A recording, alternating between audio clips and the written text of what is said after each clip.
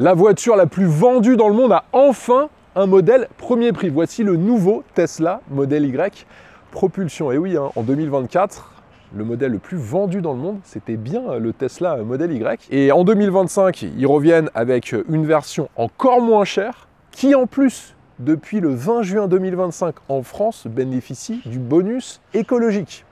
Et cerise sur le gâteau, en juin 2025, en France, il s'est vendu à 3235 unités, ce qui fait du Tesla Model Y la voiture 100% électrique la plus vendue dans l'Hexagone, devant un véhicule qui vient tout juste de détrôner la Renault 5 e-Tech, qui connaissait un succès assez fulgurant sur le premier semestre 2025. Alors il arrive avec un confort qui a été peaufiné, un rapport prix-équipement quasi imbattable, mais surtout une sobriété qui va faire des jaloux. Je vous en dis pas plus, mais quand je vais vous sortir ces consommations, je pense que vous allez être, non pas surpris, mais très surpris. Est-ce que pour autant, ces nouveautés, son prix, vont lui permettre de continuer à bien se vendre et surtout, face à une concurrence chinoise qui, il est clair, arrive avec des arguments de taille, est-ce qu'il va pouvoir continuer à faire la différence? Je vais répondre à toutes ces questions en fin de vidéo. Bien sûr, pour répondre à ces questions, comme toujours, je vais tout vous détailler sur la voiture. Les caractéristiques extérieures, ses consommations, son habitacle, ses technologies embarquées. J'irai faire un tour sur la route pour vous donner mon avis sur son comportement routier et je conclurai la vidéo avec ses qualités, mais aussi ses défauts, et je le comparerai à tous ses concurrents pour que vous puissiez strictement tout savoir sur cette nouvelle version du modèle Y. Sur YouTube, abonnez-vous les amis, merci à tous ceux qui jouent le jeu chaque semaine de s'abonner, vous êtes de plus en plus nombreux, plus de 842 000 sur YouTube. Mettez un pouce bleu, ça m'aide énormément pour le référencement des vidéos. Là aussi, je remercie ceux qui jouent le jeu à chaque semaine sur YouTube. Et puis sur Instagram et TikTok, je diffuse que du contenu exclusif, donc abonnez-vous si ce n'est pas encore fait. Vous êtes prêts? Allez, c'est parti.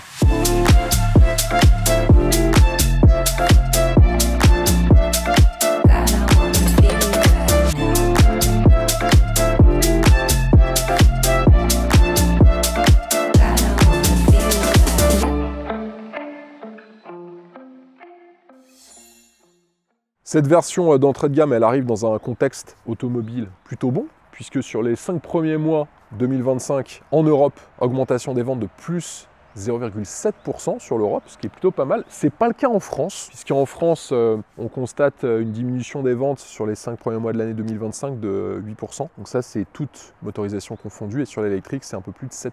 Alors la faute à quoi? Parce qu'il y a des raisons à ça, forcément. Déjà, il y a un bonus écologique qui est beaucoup plus sévère, c'est beaucoup plus complexe de bénéficier de ce bonus sur l'exercice actuel. En plus de ça, il y a une inflation constante qui est assez forte, ça tout le monde le voit, les prix continuent d'augmenter. Il y a de l'incertitude également sur les évolutions des lois fiscales qui font que les gens préfèrent repousser l'achat automobile à plus tard. Et puis il y a un durcissement aussi dans ces règles fiscales qui fait que les entreprises hésitent à renouveler leur flotte pour le moment. Et puis surtout, il y a l'avantage en nature qui a explosé, c'est plus 70% pour les professionnels et les entreprises, ce qui fait que les flottes se renouvellent lorsque c'est le cas, avec des véhicules beaucoup plus petits, ou sinon ne se renouvellent pas pour le moment. Préfère attendre.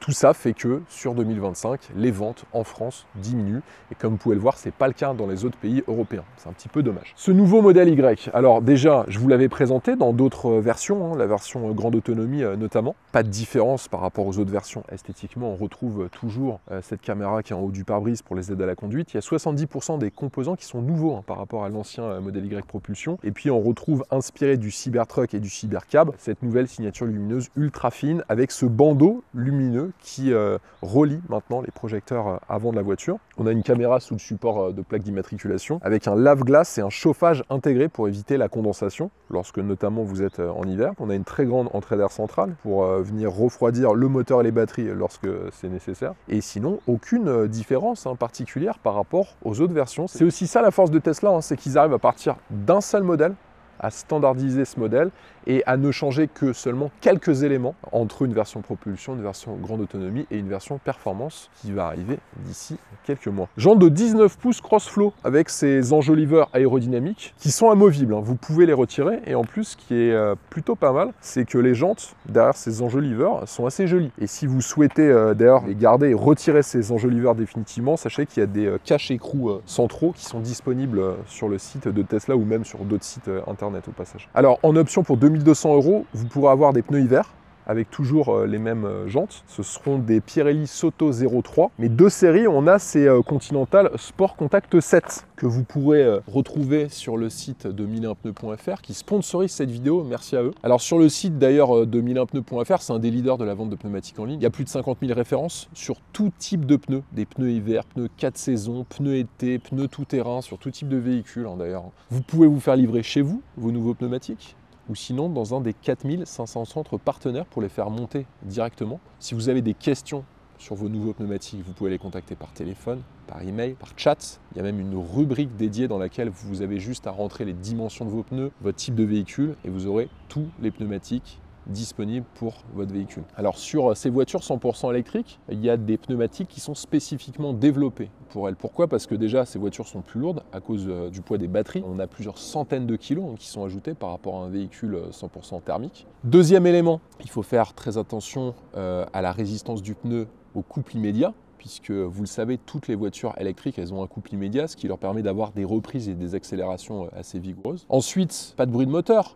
Donc bien sûr, il faut faire très attention au bruit de roulement du pneumatique. Et enfin, il faut minimiser la résistance au roulement pour permettre à la voiture d'avoir une bonne autonomie. Donc, tous ces éléments font que vous devez d'avoir des pneumatiques qui sont spécifiquement développés comme ces Continental Sport Contact 7 pour les véhicules 100% électriques. Donc si vous voulez changer vos pneumatiques sur votre SUV, je vous ai mis en description de la vidéo le lien du site 1001pneus.fr, donc cliquez sur le lien et vous pourrez profiter d'un large choix de pneumatiques, plus de 50 000, forcément vous allez trouver votre bonheur. Encerclement des passages de roue jupe latérale en plastique noir. Au niveau des caméras, il y en a pas mal, en haut du pare-brise, en bas du bouclier avant, il y en a juste ici, sur le pilier B et également à l'arrière du véhicule. Ça vous permet déjà d'utiliser les aides au stationnement. Lorsque vous parquez dans des espaces étroits, c'est assez pratique et c'est bien fait dans l'infodivertissement de Tesla. Et surtout, ça vous permet d'utiliser ce mode sentinelle, le mode sentinelle qui vous permet à distance de voir ce qui se passe autour de votre voiture avec l'application Tesla qui est sur votre smartphone. À savoir que le mode sentinelle, il n'est utilisable que si vous avez au moins 20% de batterie. Poignées de porte sont incrustés dans la carrosserie, de couleur noir mat, et les rétroviseurs avec une coque de rétroviseur qui reprend ce rouge ultra. Ça lui va assez bien, et la base du rétroviseur qui est en noir mat. Rétroviseurs qui sont bien sûr réglables et rabattables électriquement, sont dégivrants avec la fonction d'obscurcissement automatique, encerclement des fenêtres en noir mat, vitrage surteinté à l'arrière et sur la lunette arrière du véhicule. Vous pouvez ajouter une galerie de toit pour 525 €. Au niveau des coloris, pour 1300 €, vous avez le gris, le noir ou le bleu. Pour 2600 €, vous avez le gris Quicksilver ou sinon vous avez le rouge ultra. Et sinon, de série, vous avez le blanc. Sinon, sur la partie latérale, très peu de différence par rapport à la précédente génération, sachant que les différences se font surtout sur l'avant et l'arrière du véhicule. Différence notable, bien sûr, ce sont les jantes, vous l'aurez facilement remarqué. Batterie lithium-ion à refroidissement liquide de 62,5 kWh de capacité. Au niveau de la puissance de recharge, Tesla indique que vous pourrez recharger à 175 kW. C'est 5 kW de mieux que l'ancienne génération du Tesla Model Y propulsion. Et sachant que vous avez une puissance de recharge max de 250 kW sur la version grande autonomie propulsion et grande autonomie all-wheel drive, donc transmission intégrale. Donc il est un petit peu en dessous en termes de puissance max de recharge. Point important, le constructeur américain indique qu'en 15 minutes seulement, sur une borne de recharge adaptée, vous pourrez récupérer 238 km d'autonomie supplémentaire. Et le gros avantage, bien sûr, chez Tesla, c'est la présence d'un réseau de superchargeurs qui est ni plus ni moins que le plus grand réseau de superchargeurs au monde. Plus de 70 000 superchargeurs sont disponibles à travers le monde. Beaucoup de choses à vous dire sur la partie arrière. Alors déjà, il y a le design, tout a été revu. Le haillon, le bouclier ainsi que le diffuseur, ils ont été redessinés pour aussi améliorer l'efficience énergétique de la voiture et améliorer son coefficient de traînée. Je trouve, et ça c'est très subjectif de ma part, mais améliorer esthétiquement l'arrière de ce véhicule qui était assez, selon moi, sur l'ancienne génération, difforme, avec une harmonie qui était difficile à aller trouver. Bon, là pour le coup, ils ont fait un énorme effort avec ce très large bandeau lumineux qui fait près de 1,60 m de large et surtout une technologie, c'est une première mondiale, c'est un système d'éclairage indirect qui vient en fait projeter sur cette applique où est inscrit le monogramme Tesla la lumière, et en plus c'est assez joli. Bien sûr, les feux arrière sont à LED. Vous pouvez, pour 1350 €, ajouter un dispositif d'attelage qui vous permettra de tracter 1,6 tonne, mais là, attention à ce que vous allez tracter parce que l'autonomie va forcément énormément diminuer lorsque vous allez tracter surtout quelque chose de lourd, donc maximum 1,6 tonne. Le coffre, 2138 litres, banquette rabattue, avec bien sûr un frunk à l'avant, donc c'est un petit coffre de 117 litres. Là, dans cette configuration telle qu'il est, vous avez 854 litres d'espace, avec un cache-bagages qui est présent juste ici, une place considérable sous le plancher du coffre, et puis également, vous avez des places assez importantes à gauche et à droite. Pour baisser la banquette arrière, ça va se passer avec ces commandes qui sont juste ici. Vous avez juste à appuyer, la banquette arrière va se baisser, et si vous souhaitez la remonter, vous pouvez le faire de la même manière. Tout est électrique, ça c'est super, hein. Ça ne se fait pas que à la descente, vous pouvez aussi les relever, pratique quand vous avez des enfants. Bien sûr, le haillon est électrique à l'ouverture et à la fermeture.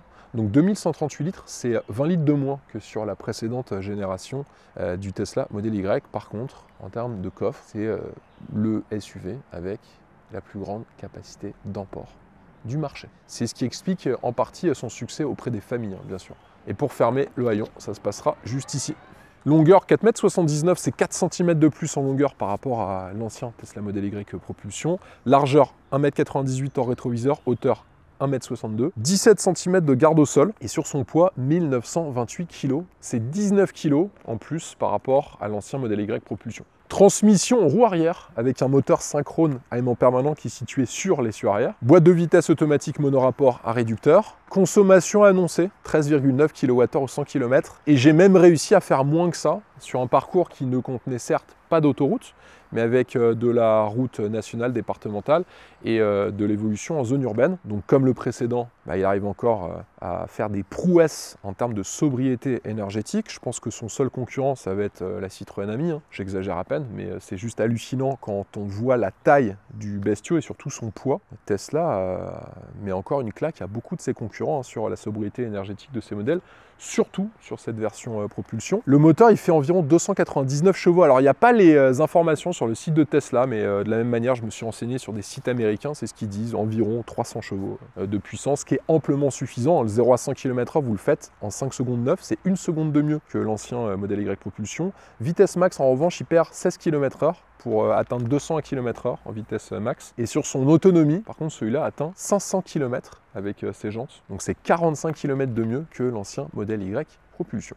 Tarif 44 990 €. Là, ça commence à faire mal. D'autant plus que ces derniers mois, ceux qui vont souvent régulièrement sur le site de Tesla France ont pu constater que pour contrer une concurrence chinoise aux dents très acérées, Tesla a décidé de baisser significativement le montant des loyers sur les financements location longue durée, location avec option d'achat. Donc allez voir sur leur site internet. En moyenne, ça a baissé d'environ 200 € par rapport à il y a 6 mois. Et surtout sur cette version d'entrée de gamme, vous allez voir les prix. Franchement, ça vaut le prix de citadine électrique. 44 990 € sinon en achat comptant, mais la plupart du temps, ces véhicules sont achetés via des systèmes de location à longue durée. Ce Tesla Model Y de dernière génération, il est fabriqué dans l'usine Gigafactory de Berlin-Brandebourg pour des questions d'obtention des bonus, etc. selon les pays, mais surtout pour avoir une meilleure qualité que les modèles qui sont fabriqués dans d'autres gigafactories, parce qu'on a des standards européens qui sont plus élevés que dans pas mal d'autres pays dans le reste du monde. Passons maintenant dans l'habitacle avec les places arrière. Beaucoup de choses à vous dire sur ces places arrière. Déjà, il y a beaucoup d'éléments qui ont été améliorés. Les ceintures de sécurité, elles sont plus accessibles. On a une assise qui est un petit peu plus longue, un espace pour les genoux qui a été accentué. L'assise s'est améliorée, mais elle est toujours quand même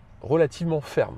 On a un plancher qui est complètement plat, il y a beaucoup d'espace sous les sièges avant, vous pouvez le constater, il y a à peu près 25 cm, donc même si vous avez des bottes par exemple, vous pouvez vous installer assez facilement sur l'arrière. On a des poches aumônières qui sont présentes, un écran tactile de 8 pouces pour contrôler la climatisation, le chauffage des sièges également, à gauche et à droite. Vous n'avez pas de siège chauffant au centre, vous pouvez aussi accéder à la musique, vous pouvez accéder à Netflix, Twitch, YouTube, aux tutoriels de Tesla, aux jeux également. Vous pouvez aussi ajouter en Bluetooth votre téléphone. Il y a 2 prises USB-C qui sont juste en dessous, d'une puissance de 65 watts qui vous permettront de recharger un ordinateur portable par exemple. De série, vous avez une sellerie en cuir vegan de couleur noire et pour 1190 €, vous pourrez opter, comme sur notre modèle, pour cette sellerie en cuir vegan de couleur blanche. Accoudoir central avec 2 porte-gobelets.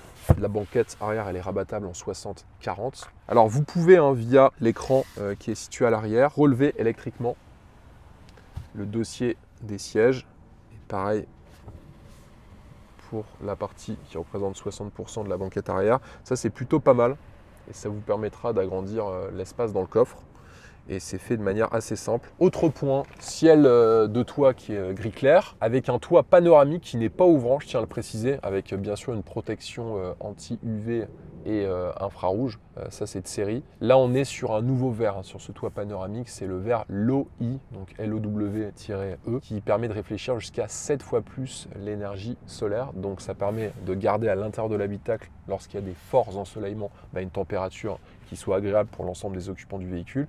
Ils en ont aussi profité pour améliorer le système de climatisation et l'optimiser. Tout comme d'ailleurs si vous allez sur le système de climatisation à l'arrière du véhicule, vous pouvez régler ce système sur mesure pour orienter l'air de manière très précise. Donc ça c'est pratique lorsque vous avez des enfants notamment. Les contreportes, là aussi il y a eu énormément de travail sur la qualité, l'assemblage sur ces contreportes. Honnêtement, j'ai aucun défaut à émettre là-dessus. Il y a de la feutrine à l'intérieur du rangement. On a des plastiques qui sont de très bonne qualité, moussés, du cuir vegan. On a aussi cet empiècement en tissu, des inserts décoratifs qui sont vraiment beaux, avec ici une LED qui prend environ 60% de la contreporte. Il n'y a pas d'encadrement sur les fenêtres des portières arrière, tout comme à l'avant d'ailleurs. En tout cas en finition, on est très loin des toutes premières Tesla Model S d'il y a un peu plus de 10 ans. Système audio à 9 haut-parleurs seulement contre 16 haut-parleurs sur les versions grande autonomie, et pourtant le système audio est plutôt de bonne qualité. On a les mêmes qualités de finition à l'avant du véhicule. Seuil de porte noir qui sont badgés Model Y, des sièges qui sont redessinés sur cette nouvelle génération, un petit peu typé baquet avec des appuis-têtes intégrés, des supports latéraux renforcés. Ils sont réglables électriquement, bien sûr, chauffants et ventilés. Ça, c'est nouveau par rapport à l'ancienne génération. Et surtout, c'est de série. Alors, le confort de ces sièges, il s'est amélioré. Ça, c'est clair par rapport à l'ancienne génération. On sent une nette amélioration même. Ils n'étaient pas réputés comme étant les plus confortables du marché sur l'ancien modèle Y Propulsion. Là, ce ne sera pas les plus confortables du marché non plus sur cette nouvelle version du modèle Y Propulsion. Je dois avouer, au niveau de l'assise, du dossier, il y a une nette amélioration. Certains de ses concurrents, je pense au Xpeng G6, si vous l'avez déjà essayé, si vous avez essayé cette nouvelle génération du Propulsion, vous pouvez constater que le Xpeng G6 lui met juste une énorme claque en termes de confort de l'assise, aussi bien à l'arrière que surtout à l'avant du véhicule. Donc il faudrait que Tesla puisse corriger ça sur ces mises à jour du modèle Y Propulsion. Ils pourraient commencer à frôler le sans faute en étant peut-être capables d'adapter un petit peu plus leurs produits aux véritables demandes de ces acheteurs et de ces utilisateurs. Volant avec molette métallisée, des commandes haptiques apparaissent. À droite, on a la commande vocale, le régulateur de vitesse, les caméras avec le système Sentinel, entre autres. Et sur la gauche, les appels de phare et l'essuie-glace. On a un commodo qui est à gauche du volant. C'est le seul commodo d'ailleurs qui est présent. Vous n'en avez pas sur la droite,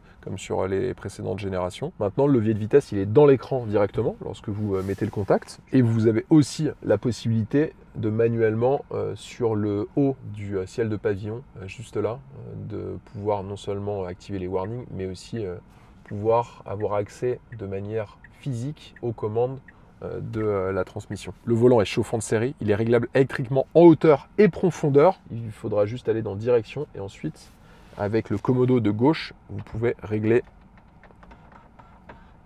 Toujours pas d'affichage tête haute, ni de compteur d'instrumentation. Ça, il faut quand même s'y faire, c'est assez particulier au début. Et il y a maintenant un bandeau LED avec des couleurs qui sont entièrement personnalisables, qui fait quasiment le tour du véhicule. Ça commence à la moitié des portières avant et ça continue vraiment sur toute la planche de bord. La planche de bord, elle a été revue avec des inserts en alu brossé, un habillage textile qui est d'assez bonne qualité. Écran d'infodivertissement central qui fait 15,4 pouces, qui est tactile, super réactif. Il est plus lumineux avec des bords plus fins qu'avant. Et surtout, il est équipé d'un microprocesseur ultra puissant qui est entièrement nouveau. Vous pouvez régler le flux d'air, bien sûr, et la température via l'écran. Ça, c'est toujours valable, tout comme à l'arrière.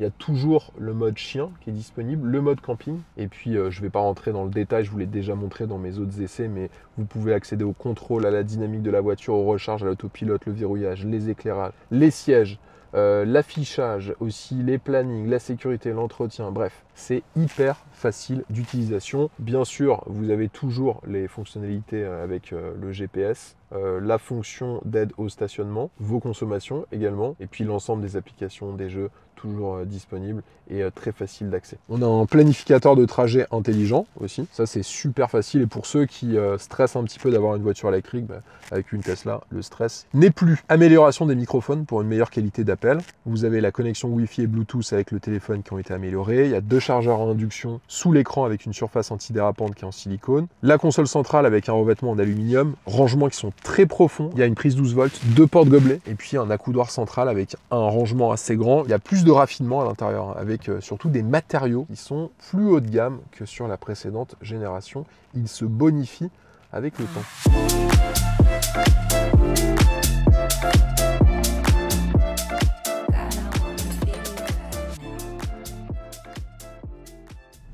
Passons à l'essai routier. Les suspensions, alors évolution assez notable par rapport à l'ancienne génération du modèle Y propulsion. Pourquoi Tesla a décidé de reprendre les suspensions de la dernière modèle 3 et de les mettre dans cette nouvelle génération du modèle Y. Et ça lui bénéficie grandement. Il y a une nette amélioration donc du confort, aussi la qualité d'amortissement dans l'absorption des chocs, des aspérités, des défauts sur la chaussée. Mais pour autant, on n'a pas encore de suspension pilotée, comme chez certains de ses concurrents. Et il est vrai que dans certaines situations, pas vraiment extrêmes, mais dans lesquelles on a nécessairement besoin d'une très bonne qualité d'amortissement, il peut avouer ses limites. Je prends l'exemple d'une route départementale avec beaucoup de défauts sur la chaussée. Là, on sent qu'on n'est pas non plus sur un tapis volant. Il faut le noter. Mais il s'améliorait. En plus de ça, on a une structure de carrosserie qui est encore plus rigide pour apporter plus de précision à la conduite que sur la précédente génération. Sur la sensibilité de la direction, elle est plus souple que sur l'ancien modèle Y. Et ça, on va pas s'en plaindre. Après tout, c'est une voiture à vocation familiale, à vocation routière. Et il est vrai que la sensation sur l'ancienne génération était souvent un petit peu trop dynamique.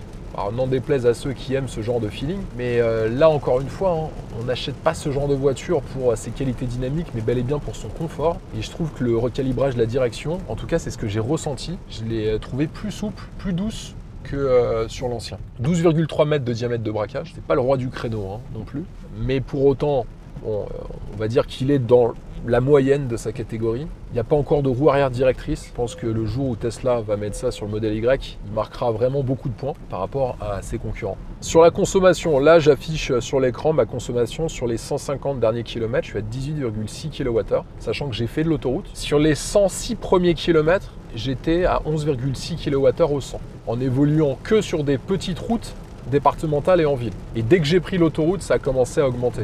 Alors sur autoroute, il faut que vous comptiez à 130 km/h, 18 kWh au 100 km, donc vous ferez aux alentours des 330-350 km sur autoroute réelle à 130. Ensuite, si vous avez des itinéraires alternatifs à l'autoroute avec de la ville, de la départementale, de la route nationale, là vous ferez entre, selon votre rythme, 350, 370 jusqu'à 450 km sans trop de soucis. Ce qui est très bien, sachant que la taille de la batterie n'est pas énorme. Là, on est sur un peu plus de 60 kWh. Donc faire avec une batterie de 60 kWh, 330 km sur autoroute, c'est presque un exploit. Niveau consommation, ça va être très compliqué pour ses concurrents de l'approcher. Il y a le nouveau Ford Capri 100% électrique qui est annoncé avec une consommation très proche de celui-ci, voire légèrement inférieure. Mais dans les faits, le Tesla Model Y propulsion fait mieux. Il a vraiment une efficience énergétique qui est sans égal dans sa catégorie. Et j'insiste lourdement là-dessus. C'est souvent ce qui freine les acheteurs de véhicules, les nouveaux acheteurs de véhicules électriques qui souhaitent enfin se lancer dans l'électrique, c'est bien sûr l'autonomie. Bon, là, avec ce genre de consommation, je pense que vous aurez plus peur de passer le cap, d'autant plus que vous bénéficiez non seulement de toutes les infrastructures de recharge, plus le réseau Tesla. Et je vous l'ai montré tout à l'heure, le planificateur d'itinéraire, il peut être utilisé par un enfant de 5 ans. Vous avez juste à mettre l'endroit de la destination et ensuite, il s'occupe de toutes les bornes de recharge auxquelles vous devrez vous arrêter. Tout est automatique et c'est hyper simple d'utilisation. Vous pouvez récupérer en 15 minutes environ 230 km, un peu plus de 230 km, ce qui est amplement suffisant, même avec sa puissance de recharge max à 175 kW.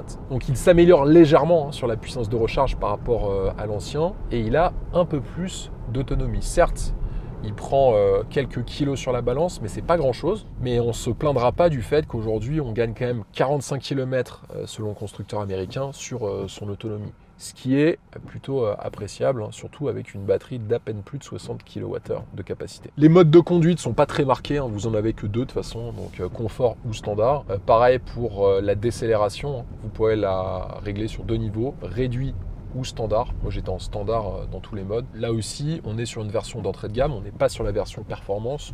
Donc est-ce qu'il est vraiment important d'avoir des modes de conduite marqués? Pas vraiment, sachant que 95% du temps, vous allez rouler avec le mode standard. Au niveau des aides à la conduite, vous n'en avez pas beaucoup en option, hein. Vous avez déjà l'autopilote standard et pour 3 800 €, vous pourrez avoir l'autopilote amélioré avec la sortie auto intelligente, le changement de voie automatique et le parking automatique. 3 800 € tout de même, hein, c'est quand même loin d'être donné. Et pour 7 500 €, vous pourrez opter pour la capacité de conduite autonome. Alors c'est extrêmement cher comme option, surtout par rapport à ce que ça vous apporte en France, car en France, la législation ne vous permet pas d'avoir une conduite autonome de niveau 4, c'est-à-dire une conduite autonome où vous touchez à rien du tout. Donc en gros, ça ne va uniquement que lire les panneaux de signalisation et adapter votre vitesse et aussi freiner à votre place. Sur le freinage, on a des disques ventilés, hein, 355 mm sur l'avant, 335 sur l'arrière, qui répondent assez bien à condition de ne pas trop solliciter non plus le système de freinage, hein, puisqu'on peut avoir une pédale de frein un petit peu spongieuse au bout d'un certain nombre de répétitions sur la pédale de gauche. Il faut quand même le prendre en considération. C'est pas un véhicule sportif, mais en termes de sécurité, en tout cas, de par l'efficacité du système de freinage, les aides à la conduite, il y a quand même un sentiment omniprésent de sécurité lorsqu'on est à son volant. Et ça, ce sera rassurant pour le conducteur, mais aussi et surtout pour l'ensemble de ses passagers. Je vais vous faire une petite accélération. Donc 5,9 de 0 à 100. On va voir ce que ça donne. Allez, c'est parti. On n'est pas sur la version performance, mais ouais, on atteint rapidement les 100 km/h. 5 secondes 9, hein, c'est 1 seconde de mieux que l'ancien, c'est tout de même pas mal. Même si c'est pas vraiment sur ce genre d'exercice qu'on va attendre le modèle Y propulsion, mais beaucoup plus sur la qualité de son agrément de conduite, car l'agrément de conduite est toujours présent. On a un véhicule qui vire à plat, pas d'effet de roulis ou de tangage qui soit dérangeant. Le véhicule relance bien.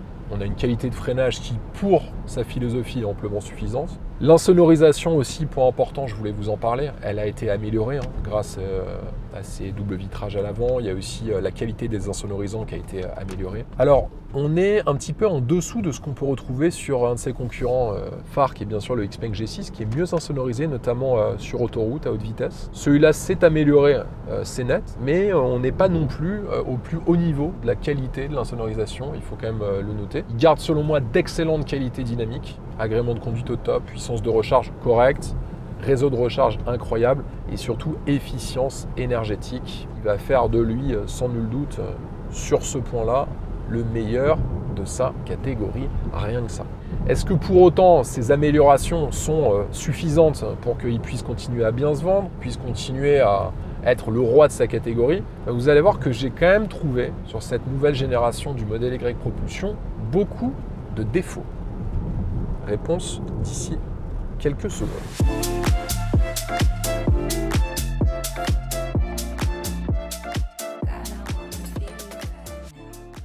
Faut maintenant conclure. J'ai sorti le bazooka pour les défauts de cette voiture. J'en ai trouvé beaucoup. Déjà, les suspensions. Certes, elles ont été améliorées, elles sont un petit peu plus souples, mais elles restent fermes. Et il n'y a pas de suspension pilotée. Je pense qu'il y en aura sur la version performance, en tout cas sur la version propulsion, il n'y en a pas. Deuxième point, l'assise. Là aussi, elle s'est améliorée, mais elle est bien en deçà de ce que font certains de ses concurrents, comme le Xpeng G6, qui lui a une assise aussi bien à l'avant qu'à l'arrière du véhicule, qui est beaucoup plus confortable et accueillante. Absence d'écran d'instrumentation et d'affichage tête haute. Il n'y a pas de système véhicule to load sur cette voiture, donc qui vous permet de recharger par exemple un vélo électrique, une trottinette électrique, un barbecue électrique. Absence d'Apple CarPlay Android Auto. En 2025, ça commence à être un petit peu embêtant, hein. Vous avez aussi les délais de réparation de la carrosserie qui peuvent être très longs hein, sur les Tesla modèle Y. Ça, c'est quand même à prendre en considération car vous ne pouvez pas les faire reprendre partout, hein. Aussi, absence de toit ouvrant et puis des aides à la conduite qui peuvent être un petit peu intrusives lorsqu'on conduit avec des bips intempestifs. Il faut à chaque fois le régler, ça, dans l'écran d'infodivertissement, c'est un petit peu gênant.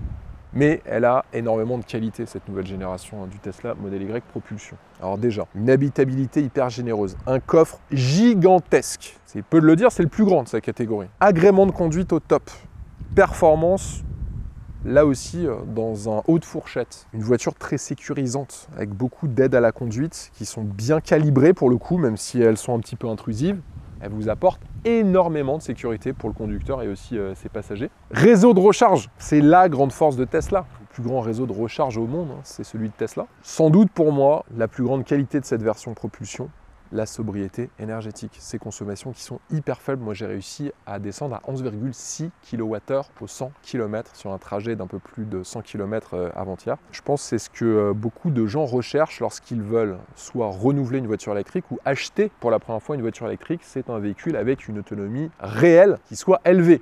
Car souvent, entre les autonomies annoncées par les constructeurs et l'autonomie réelle que vous allez faire, il y a un gap gigantesque qui peut être du simple au double, tout simplement. Là, pour le coup, c'est un des seuls modèles de sa catégorie qui tient les consommations annoncées. Il peut même faire moins que ce qui est annoncé, c'est ce que j'ai pu vérifier. Et enfin, on a un équipement high-tech de série avec l'écran déjà pour les passagers arrière, toujours un système d'infodivertissement exceptionnel en termes de réactivité, fonctionnalité, facilité d'utilisation. Franchement, on arrive à s'accommoder de ce système en quelques minutes, quelques dizaines de minutes seulement. Donc n'ayez pas peur si vous n'aimez pas trop les écrans, parce que dans un Tesla Model Y propulsion, ça ne va pas vous prendre longtemps pour vous familiariser avec. Est-ce que cette nouvelle version du Tesla Model Y propulsion va pouvoir continuer à très bien se vendre et à continuer à passer devant ses concurrents qui n'étaient pas aussi nombreux lors du lancement de la première génération du Model Y propulsion, mais qui maintenant, notamment avec l'arrivée de beaucoup de modèles chinois, commencent à lui faire de l'ombre et surtout à lui grignoter des parts de marché assez considérables en France et dans le reste du monde. Alors j'ai pris plusieurs critères pour répondre à ces questions. Le premier critère, c'est le design. Il s'est beaucoup amélioré sur le design. Ça en devient pas le plus beau, selon moi, mais il s'est grandement amélioré, ça je peux pas lui enlever. Moi, mes préférés dans cette catégorie, c'est le Renault Scénic E-Tech. Il y a aussi le Peugeot i3008, qui est vraiment super beau.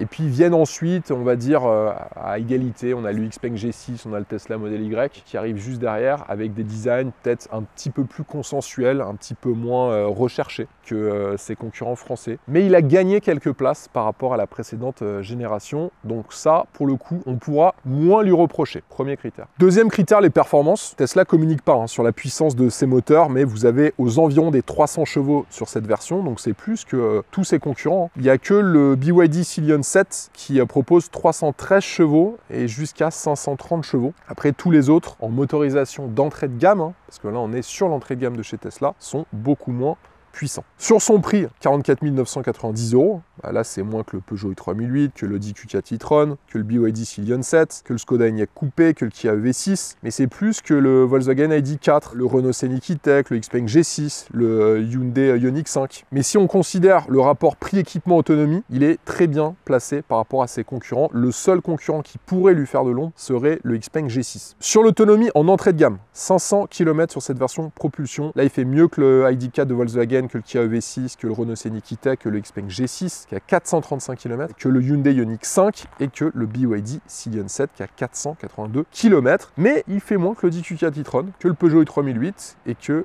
le Skoda Enyaq Coupé avec 575 km. Attention, là je parle d'autonomie annoncée par les constructeurs, car dans les faits, sur la consommation, c'est lui qui souvent, selon les parcours qu'on va considérer, finit premier devant tous les autres. La puissance de charge en entrée de gamme, 175 kW.